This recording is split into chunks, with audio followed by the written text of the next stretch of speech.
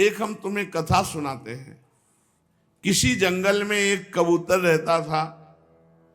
उसने एक पेड़ पर अपना घोंसला बना रखा था। फिर उसने कबूतरी से प्रेम संबंध रचाया। कबूतरी के साथ वो कई वर्षों से उसी घोंसले में रह रहा था। अब कबूतर के हृदय में बहुत प्रीति हुई। कबूतरी के प्रति स्नेह बढ़ता चला गया।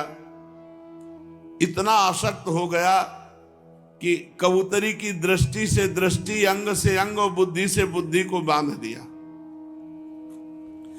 एक दूसरे पर दोनों मर मिटे। निशंक होकर उस वृक्ष के घोंसले पे एक साथ सोते, बैठते, घूमते फिरते, ठहरते, एक साथ खेलते, खाते पीते। कबूतर कबूतरी। कबूतरी पर कबूतर का इतना प्रेम था कि कबूतरी जो चाहती थी कबूतर बड़े से बड़ा कष्ट उठाकर उसकी कामना पूर्ण करता। अब वो कबूतरी भी अपने कामुक पति कबूतर की कामनाएं पूर्ण करती। समय आने पर कबूतरी के गर्भ रहा। उसने अपने पति के पास ही घोंसले में अंडे दिए।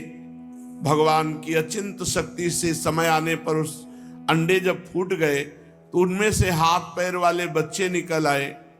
बड़े ही कोमल, रोए, बहुत ही सुंदर बच्चे।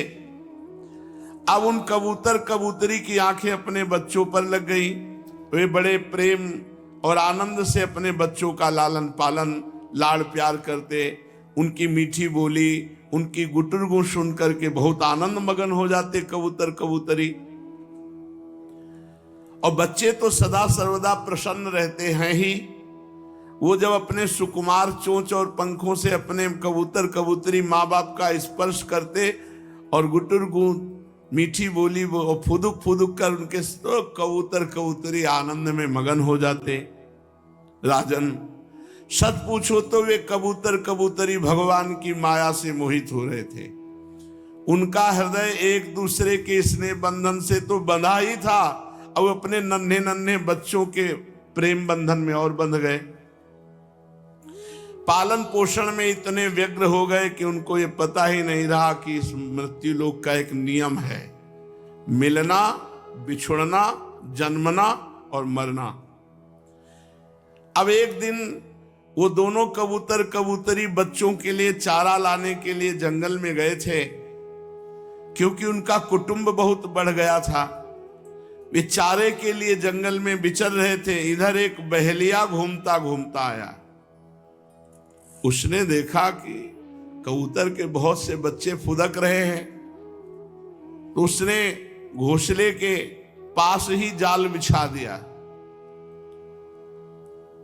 कबूतर कबूतरी बच्चों को खिलाने पिलाने के लिए हर समय उत्सुक रहा करते थे।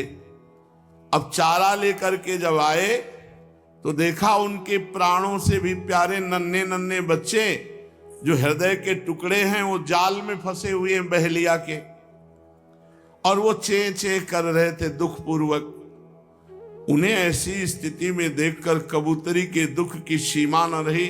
वो रोती चिल्लाती उसी जाल में कूद पड़ी। ये स्नेह बंधन। भगवान की माया से उसका चित्त अत्यंत दीन दुखी हो रहा था।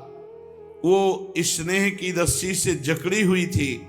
अपने बच्चों को जाल में फंसा देखकर उसे अपने शरीर की भी सुध बुध न रही और वो स्वयं ही जाकर जाल में फंस गई। बहेलिये ने देखा आज तो भगवान बहुत प्रसन्न है, बच्चे फंसे, कबूतरी फंसी। अब जब कबूतर आया, उसने देखा मेरी प्राण प्रिया पत्नी और मेरे प्राणों से भी प्यारे बच्चे जाल में फंसे हैं। वो दुखित होकर विलाप करने लगा। सचमुच उस समय उस कबूतर की बड़ी अत्यंत दयनीय दशा थी।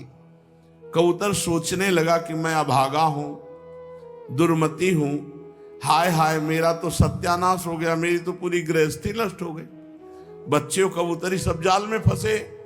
देखो, मैं अभी भोगों से तृप्त नहीं हो पाया था, मेरी आशाएं पूरी नहीं हुई थी और विधाता ने मेरा सर्वनाश कर दिया। हमारा गृहस्थाश्रम ही पूरा नष्ट हो गया। मेरी कबूतरी मुझे अपना इष्ट देव समझती थी, मेरी एक एक बात मानती थी, मेरे इशारे पे चलती थी, वो सब तरह मेरे योग्य थी। आज वो मुझे सूना अकेला छोड़कर अपने सीधे साधे निश्चल बच्चों के साथ स्वर्ग सिधार रही है। मेरे बच्चे मर जाएंगे, मेरी पत्नी गई, अब मेरा संसार में क्या, मैं तो विधुर जीवन कैसे जीऊंगा। अब इस सूने घोंसले में मेरा जीवन किस काम का। और ऐसा सोच करके अपने बच्चे और कबूतरी के जाल में जाकर ऐसे फंस गए। वो भी जाल में जाके बहेलिया बड़ा प्रसन्न हुआ, कबूतर कबूतरी उसके बच्चे मिल गए। बहेलिया बड़ा क्रूर था, तुरंत उसने जाल में सबको बांध लिया और लेकर चलता बना। और वहां दत्तात्रेय जी इस प्रसंग को देख रहे थे, तो उन्होंने तत्काल कबूतर को गुरु बनाया।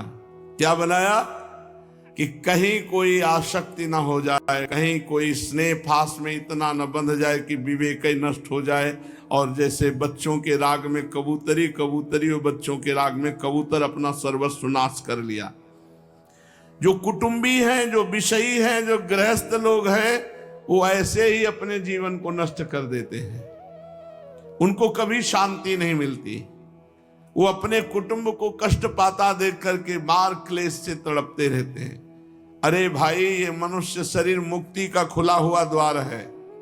यह प्राप्य मानुषम लोकम मुक्ति द्वारम अपावृतम गृहेषु खगवत्सक्त तमारूढ़च्युतम विदुः। ये मनुष्य शरीर मोक्ष का खुला हुआ द्वार है। इसे पाकर भी जो कबूतर की तरह अपनी कबूतरी में और बच्चों में आसक्त हैं, गृहस्थ में, वो ऊंचे चढ़कर मानो पतन की तरफ जा रहे हैं। उनकी दुर्दशा ऐसी ही होगी। काल रूपी बहेलिया आएगा, मैं बच्चों सहित समेट के ले जाएगा, और तुम हाय हाय करते हुए उसी काल के जाल में फंस जाओगे। इसलिए खूब राधा राधा नाम जप करो, भगवान की लीला कथा सुनो, और जो कर्तव्य कर्म करो भगवान को समर्पित करो, और अपने परिवार वालों को भगवान का स्वरूप समझो। पत्नी में भी भगवान, पुत्र में भी भगवान, माता पिता में भगवान, तभी आप इस राग से मुक्त हो पाएंगे, नहीं तो दुर्गति पक्की हो जाती है। एक हिरन में राग किया तो अगला जन्म हिरन का हुआ। यहाँ तो कितने राग हैं, कितने जन्म लेने पड़ेंगे। इसलिए राग का नाश करते हुए अनुराग के मार्ग में चलने के लिए निरंतर नाम जप करो, सब कर्म भगवान को समर्पित करो, सब में भगवत भाव करो। शेष चर्चा आगे। श्री राधा वल्लभ लाल।